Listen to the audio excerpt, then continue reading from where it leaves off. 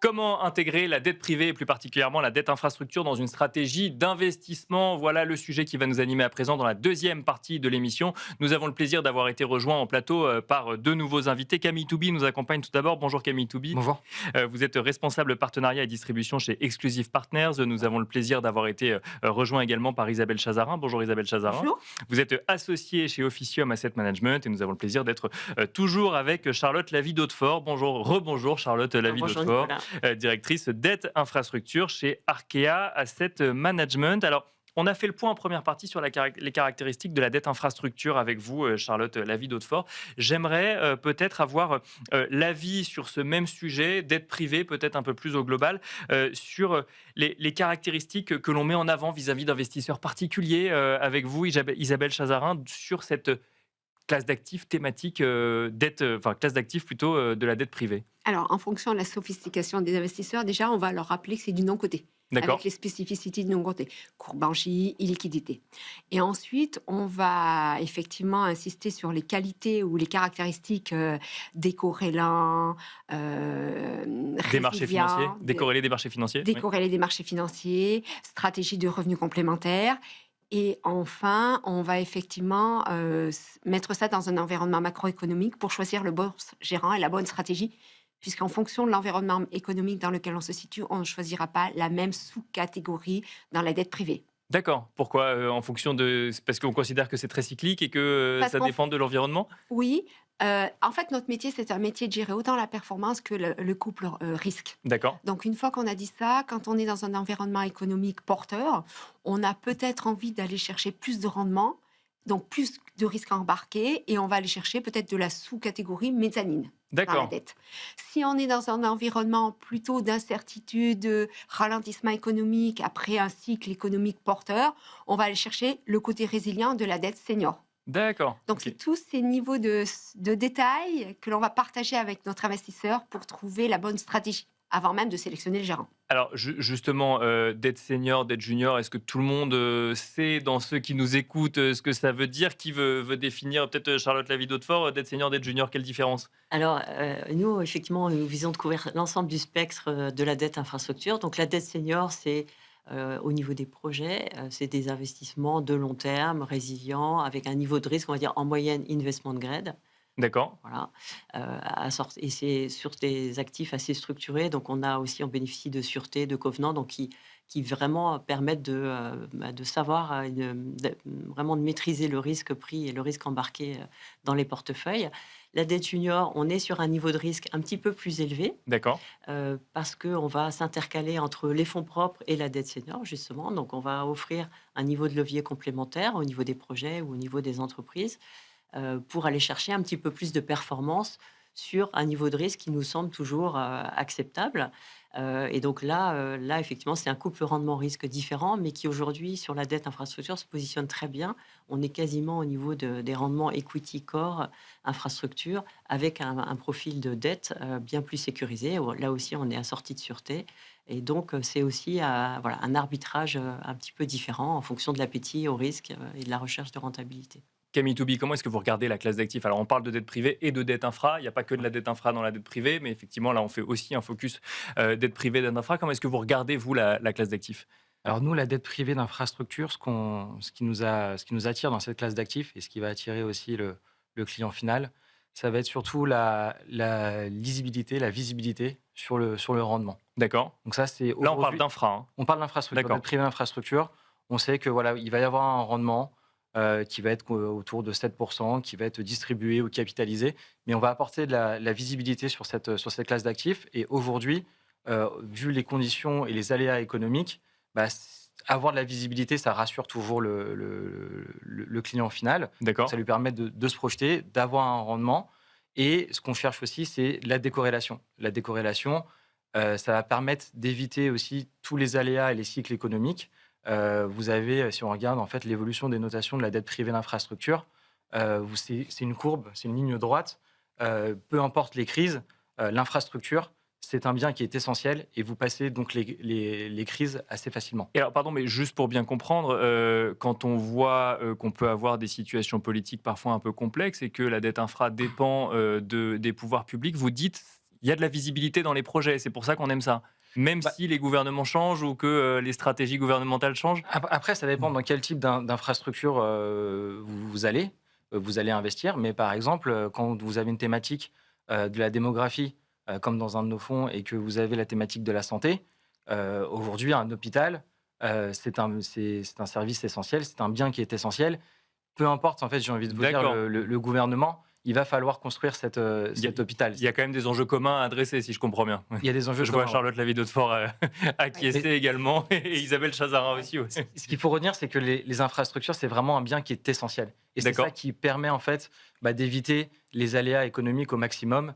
Voilà, si vous avez une entreprise, si vous financez une dette d'une entreprise qui va distribuer, je ne sais pas, des maillots de foot et que le foot n'est plus du tout à la mode, votre entreprise a un risque. Mais là, on ne C'est parle pas d'infrastructure pour On le parle coup. pas d'infrastructure là, mais ça peut être de la dette privée de Oui, bien manière sûr. plus générale. Mais voilà, donc il y a une différence entre la dette privée et l'infrastructure où c'est vraiment le bien qui est essentiel. Isabelle Chazarin, comment est-ce que vous sélectionnez les actifs déjà, j'imagine que c'est en fonction de la stratégie, enfin des enjeux qui ont été évoqués lors des échanges avec vos clients, mais Ouais. comment est-ce qu'ensuite on met en place une méthodologie de sélection? Partons du principe qu'on a un environnement macroéconomique qui nous pousse à aller chercher cette classe d'actifs, que dans les objectifs du client, on a identifié l'intérêt d'aller la chercher. Là, on va clairement aller chercher les classiques critères de sélection d'un gérant du non-côté, le track record, la décomposition de la performance, la stabilité de l'équipe, les enjeux de la société de gestion avec la transition managériale. Mais on va aussi chercher, parce que c'est une classe d'actifs beaucoup plus sophistiquée que ce que l'on pourrait D'accord. penser. Et donc là, on va aussi entendre des gérants qui vont mettre en avant l'intérêt d'avoir un sponsor. C'est-à-dire, nous n'interventons pas en termes de dette si on n'a pas de sponsor. Qu'est-ce que c'est Se qu'un forger. sponsor, pardon? Donc, pardon, un fonds de LBO qui va rentrer au capital et qui, dans des moments peut-être de difficultés économiques de la boîte, pourra réinjecter de la liquidité D'accord, et maintenir le paiement de la dette. d'accord. Donc, nous devons nous forger une conviction sur la sélection de ce gérant-là en disant est-ce qu'il faut sélectionner un gérant qui n'aura d'intervention qu'avec des sponsors, des fonds d'investissement. On doit se forger une conviction aussi sur un gérant qui va faire de l'effet de levier, en D'accord. plus de la dette. Est-ce qu'on est dans un environnement macroéconomique projeté qui permet d'aller chercher ce surplus de performance, mais avec le risque embarqué? On doit se forger un certain nombre de convictions liées à la sophistication donc, de cette dette. On doit aussi, dans un monde d'évolution de nouvelles tendances telles que l'Evergreen ou les fonds de dette privée à impact qui se développent, se poser la question de nouveaux critères de sélection. Donc, on est beaucoup plus exigeant aujourd'hui qu'on ne l'était dans ce monde très incertain. Et la dette privée est un moyen de décorréler, de prendre un pari supplémentaire, que ce soit infra ou dette privée plus classique, économique. Quand vous parlez d'impact, on peut parler de souveraineté aussi. On a fait une autre émission sur le sujet. Est-ce que c'est des sujets qui reviennent dans les volontés d'investissement des gens que vous accompagnez? Si on va jusqu'au bout de bout, les investisseurs, ils veulent de la performance. D'accord, avant Et tout. donc, Ça ils vont change nous pas. juger D'accord. globalement sur la performance, et même les grands institutionnels globalement. Donc, il y a quand même cette tendance d'aller chercher effectivement à s'approprier les enjeux de l'impact dans la performance financière. Mais ça va être des critères extra qu'on va regarder, D'accord, mais qui ne seront pas forcément les critères de sélection finaux, d'accord. puisqu'on doit quand même juger une équipe et on a peu de recul sur la performance finale de cette classe d'actifs à impact qui a quelques années d'exercice. Voilà. Charlotte Lavie d'Hautefort, que dire en réaction à ce que nous a dit Isabelle Chazarin sur la méthode de sélection, mais aussi effectivement sur les attentes finales, hein, finalement, c'est qu'en fait, on veut bien faire de l'impact ou de la souveraineté, si je comprends bien, mais il ne faut pas que ce soit au détriment de la performance. C'est toujours un peu la même chose quand on parle de classe d'actifs financières. C'est clair. Donc, c'est toute l'expertise aussi de l'équipe de gestion d'aller rechercher cette performance. Donc, nous, on la qualifie de globale, parce que performance financière, mais également performance extra-financière. Et la classe d'actifs infrastructure se prête bien, en fait, à cette double lecture. Et donc, nous, c'est un peu comme ça qu'on fait notre promesse client, hein, c'est d'arriver à fournir les deux. Bien sûr, la performance financière, ça, c'est un prérequis nécessaire. Et donc, nous, on a la chance d'avoir une équipe assez expérimentée avec un très bon track record sur une longue durée qui permet de démontrer ça. Et puis, la performance extra-financière, on l'a fait en sélectionnant, en choisissant d'avoir des fonds classifiés article 9, donc investissement durable, avec des objectifs assez engagés d'impact climatique et d'impact. Et là, On se coupe pas, je vous coupe, pardon, mais est-ce qu'on se coupe de beaucoup d'investissements quand on a des fonds article 9 et qu'on fait de l'infra? en fait, pas tant que ça. C'était notre crainte au début, pas tant que ça, parce que finalement, on est sur deux grandes thématiques, la transition énergétique, la transition digitale, qui sont les deux secteurs les plus porteurs du marché. On est sur un spectre européen de notre point de vue. Et en fait, quand on regarde sur les 5 dernières années, ces deux secteurs-là, ils représentaient il y a 5 ans à peu près 30% du marché de l'investissement en infrastructure. Aujourd'hui, c'est plus de 50%. Donc D'accord. c'est la classe d'actifs qui progresse le plus. Donc on est sur un marché très profond. On fait face aux enjeux européens très, très ambitieux qui ont été portés, donc ce qui génère vraiment un gros besoin d'investissement. Donc on arrive, même en ayant ce prisme très exigeant, à avoir un univers d'investissement suffisamment large pour sélectionner les bonnes opportunités.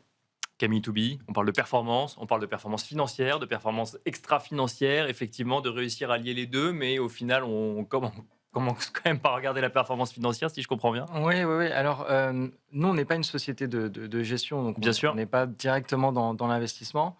Par contre, on a des équipes qui sont spécialisées pour les classes d'actifs qu'on distribue, qui, elles, sont en charge, en fait, d'aller sélectionner le bon gérant. Et donc là, nous, en fait, l'idée, c'est d'aller chercher, en fait, des gérants qui sont spécialisés dans une classe d'actifs, qui ont un track record qui soit reconnu. Et on est très attaché à cette notion de partenariat, en fait, avec cette société de gestion, D'accord. avec lesquels on va monter un fonds en direct, sans l'intermédiaire de feeder ou de fonds de fonds. Et donc, nous, l'idée, c'est plutôt d'aller chercher des partenariats de qualité, d'aller chercher des partenariats avec des sociétés de gestion sur lesquelles il n'y a pas ou peu d'accès au CGP. Donc, on leur D'accord. permet, en fait, de faire un peu ce relais. Donc, nous, l'idée, vraiment, c'est vraiment d'aller chercher la très belle société de gestion qui est spécialisée, que ce soit la société de gestion, par exemple, Rivage, qu'on distribue, qui est spécialisée dans la dette privée d'infrastructure, ou encore, on est en cours de projet avec la société Arkea, dans laquelle où il y a voilà, 15 ans d'historique, zéro défaut et plus d'1 milliard d'encours. C'est ça qu'on va aller chercher plutôt, nous, dans la sélection. Ça va être la qualité du partenariat Pourquoi de la société. partenariat? Parce que comme on est sur des projets longs, il faut qu'on distribue, enfin que vous distribuiez effectivement des fonds Alors, avec lesquels vous avez envie de vous inscrire dans la durée? ouais, c'est ça, en fait, la notion de partenariat, elle est très forte parce que déjà, c'est un travail d'équipe, voilà, entre la société de gestion et nous. Nous, en fait, on récupère les besoins des clients et des CGP, des clients D'accord. finaux sur le terrain. Et après, on discute avec la société de gestion pour monter un fonds qui soit adapté, que ce soit pour le CGP ou le client final. Donc, du coup, c'est vraiment un travail en commun. Et ensuite, on n'est pas une plateforme avec de nombreux fonds. Aujourd'hui, nous, on pense que la dette privée d'infrastructure, il y a un couple rendement de risque qui est très attractif parce qu'il y a des besoins de financement qui sont de plus en plus importants et que les personnes qui mettent en place ces projets ont besoin de financement et vont aller chercher des acteurs autres que les banques. Ils vont aller chercher des investisseurs privés. Bien sûr. Donc, il y a Enfin, cette en petite... complément. En complément, Oui. bien évidemment. Donc, il y a cette petite prime à aller chercher en performance. Et après, voilà, quand on a monté le partenariat, eh ben on s'inscrit en fait dans la durée avec cette société de gestion parce qu'on a une vraie conviction en fait sur cette offre-là et on met toute notre énergie pour déployer cette offre. Isabelle Chazarin, vous nous avez fait part d'une méthodologie assez exigeante sur la sélection des investissements ou des fonds dans lesquels vous proposez à vos clients d'investir. On en trouve sur le marché? Bien sûr, parce qu'en fait, on a un historique sur ces classes d'actifs qui est quand même réel. Et on a eu l'occasion de vivre une crise du Covid avec Oui. un fonds de dette privée. Et pour le coup, on la vit très très bien. D'abord parce qu'on a pris une équipe éprouvée qui avait déjà passé des crises, donc qui savait réagir dans les périodes de crise, avec une vraie proximité dans cette période de stress, c'est-à-dire qu'on peut parler aux équipes, D'accord. on peut effectivement Parce qu'on a donner besoin de d'être rassuré. Il faut rassurer ses clients, donc on a d'être besoin rassuré, c'est ça? d'être rassuré. Alors, quand on a fait une allocation très diversifiée, d'abord, on n'a pas mis tous les œufs dans le même panier. Bien Et sûr. on a été chercher, en fait, ce que veulent nos clients, c'est du conseil en allocation d'actifs. La première chose qu'on leur dit, on a des convictions, on n'a pas de certitude. La seule façon de travailler une allocation résiliente face à un monde de plus en plus compliqué, c'est d'aller chercher à diversifier les tests d'investissement, d'aller chercher des gérants éprouvés qui ont vécu des crises. Quand on vit une crise avec un investisseur, même très sophistiqué, parce qu'on a des patrons du non-côté, donc très sophistiqués financièrement, on a besoin d'avoir une transparence d'échange et d'informations de qualité. D'où le partenariat qui s'exerce avec des gens de grande qualité qui sont processés, qui ont ce track record, de pouvoir partager l'information, de pouvoir partager ce qui est fait pendant cette période compliquée. D'accord. Les boîtes peuvent avoir quelques difficultés de paiement de la dette, comment le comportement du gérant est important. D'accord. Et donc, avoir cet échange d'informations vis-à-vis de notre investisseur lui permet de comprendre, d'être rassuré, mais surtout de se dire qu'il y a un pilote dans l'avion et il y a une équipe qui va passer cette crise avec un alignement d'intérêts et surtout une capacité à en sortir gagnant. Donc, c'est ce que viennent chercher chez nous des investisseurs. Outre les convictions, outre la sélection des gérants, c'est aussi cette capacité à être dans la durée présent à leur côté. Bon, Charlotte Lavie de Vautefort, je ne résiste pas à vous faire réagir sur le sujet. Partenariat, présence, accompagnement, transparence. On sent que les exigences sont assez fortes quand même quand on sélectionne des fonds et donc plutôt des équipes de gérants d'ailleurs que des fonds directement. Ouais. Clairement, oui. Et effectivement, et nous, nos objectifs, c'est de pouvoir répondre à ces attentes. Donc, on est une société de gestion à taille humaine, donc on permet justement ce dialogue avec nos clients et avec nos partenaires, de façon à pouvoir effectivement être transparent, reporter sur les investissements qu'on a fait, pour quelles raisons, et justifier un petit peu expliquer notre travail, répondre à leurs questions qui sont nombreuses, y compris d'ailleurs sur les questions de durabilité. On a beaucoup de sujets, mais voilà, c'est notre travail au quotidien et c'est ce qu'on essaie de faire dans notre gestion. Si on parle un petit peu stratégie d'allocation d'investissement pour les clients finaux, peut-être Camille Touby et ensuite Isabelle Chazarin, on met quel pourcentage d'une allocation, enfin quel pourcentage de son patrimoine sur la dette privée? Comment est-ce qu'on construit une allocation? Alors je sais que votre métier c'est de distribuer au CGP, Oui. mais bon, vous savez quand même un petit peu comment ils fonctionnent vis-à-vis de leurs clients. Est-ce que vous voyez des similitudes entre les fonctionnements qu'ils peuvent avoir les uns et les autres? Ouais, de manière générale, sur les fonds de non cotés qu'on distribue, donc notamment le fonds de dette privée d'infrastructure, on peut être à peu près entre 20 voire 40%. D'accord. Alors, ça dépend, hein, c'est très aléatoire et ça dépend vraiment. C'est plus la diversification à 40%.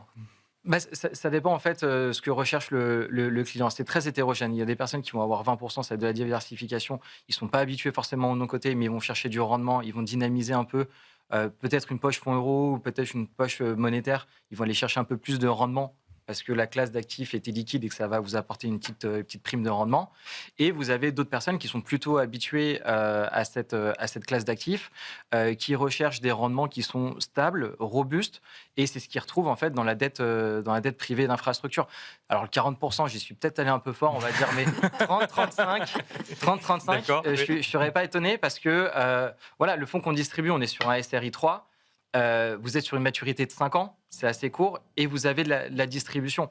Et quand on a la visibilité sur le rendement, une classe d'actifs qui est décorrélée des marchés, et que vous avez en plus de ça donc cette distribution, avec une société de gestion qui a très peu de défauts, voire pas du tout, vous avez un côté qui est quand même rassurant. Donc en fait, cette classe d'actifs, nous, la dette privée d'infrastructure, c'est plutôt une poche défensive. Donc après, voilà. Ce qu'il faut voir, c'est est-ce que la personne gère bien cette partie non cotée ou pas. Mais c'est vrai que ça peut aller, oui, facile, 30%, 35%. 40%, il faut aller un peu fort. Isabelle Chazarin, même question. Alors nous, on sera un peu plus nuancé dans les pourcentages dans nos allocations d'actifs. On va plutôt, entre guillemets, copier ce que font les grands allocataires mondiaux. D'accord. Après, on va répondre souvent à deux choses. Dans un environnement taux d'intérêt, négatif, comme on l'a vu qu'il y a quelques années, c'était d'aller chercher une classe alternative à l'obligataire coté qui ne rapportait rien. Ensuite, autre cas de figure, un client qui a un besoin de revenu. C'est vrai que c'est une classe qui naturellement peut répondre à un besoin de revenu, mais là, pareil, on va chercher plusieurs sources, c'est-à-dire que même ce client qui a un besoin de revenu, on ne va pas uniquement caler la stratégie sur cette classe d'actifs. On va aller chercher d'autres classes d'actifs pour répondre à la stratégie de revenu, toujours dans le souci de diversifier les paris, de décorréler les stratégies pour ensuite avoir une stratégie patrimoniale optimisée. Et encore une fois, on est sur du non-coté. Donc, il ne faut pas sous-estimer que le non-coté est une classe réservée quand même à des professionnels, même s'il y a une démocratisation du non-coté. Donc, il faut bien raisonner aussi par rapport à ce contrat du non-coté qui a ses vertus. Bien ça sûr. protège dans des moments de stress, ça permet au gérant de laisser le temps de faire son travail. Mais toute stratégie de revenus qui pourrait pousser à aller chercher la dette privée, pour nous, elle va être à côté de d'autres solutions d'investissement. D'accord, je comprends. Voilà. Complémentaire effectivement à d'autres solutions d'investissement. On va devoir s'arrêter là malheureusement. Merci beaucoup Isabelle Chazarin. Je rappelle que vous êtes associée chez Officium Asset Management. Merci Charlotte Lavie d'Hautefort, directrice dette infrastructure chez Arkea Asset Management. Et merci Camille Toubi, responsable partenariat et distribution chez Exclusive Partners. Merci à vous de nous avoir suivis et je vous dis à très vite sur Be Smart for Change.